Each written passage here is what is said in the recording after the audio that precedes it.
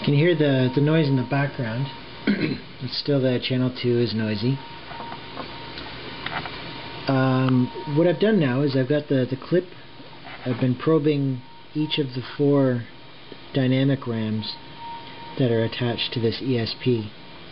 Right now I'm connected to the first RAM in the chain, and my probes are connected to each of the 4 data I/O lines on the memory. So you can see here on the scope what it looks like. And what I'm going to do is I'm using the single trigger here. I can leave it to trigger in free RAM mode so you can see what the data looks like. And stop that. And I can just do individual captures here. Now the thing to note is that all the signals here, they have nice, fairly crisp edges, and the tops and bottoms sit around the 5 volt and ground levels. There's a bit of ringing and noise, but that's to be expected. All told, I mean, on this particular memory chip, the signals look fairly clean.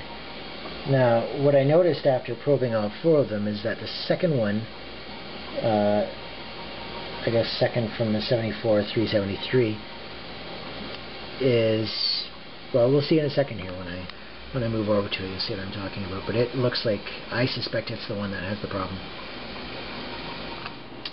So again, I'll switch on the power.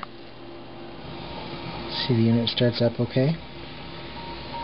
And here, channel 4.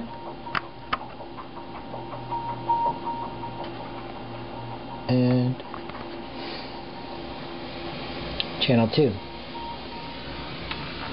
So over here we see that, okay, so there's the, actually I'll get a set of tweezers here. So right there is the ESP. That's the 74373. That's the first DRAM, second DRAM, third DRAM, fourth DRAM. So I'm on the second one in the chain. And if we look over at the scope here, I'll throw it into free run mode. Now, interesting thing to see is even when it's triggering freely, look at the second bit. You can see, even though the signal's kind of fuzzy, there's a sloped, I guess if you were to use musical terms, the attack envelope has a very slow attack time. So I'll do a single capture there. And so you can see there. Compare that to the other 3 lines, and you can see that something doesn't look right about that. If I zoom in, again you can see where we have sharp rise times and sharp fall times. This one has a it's almost like there's a capacitive load that is causing, you can see the charge curve and a very quick discharge. Slow charge curve, quick discharge. So, like I said, I suspect that this is the fill chip, and it's this particular bit that has the problem. So, I'm going to try and experiment like I did yesterday, and now that I have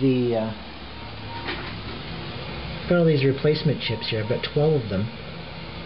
So what I'm going to do, like I did yesterday, is I'm going to piggyback, I guess it was 2 days ago now, piggyback one chip on top of the other like I did with that one, and I'll put another RAM on top of there.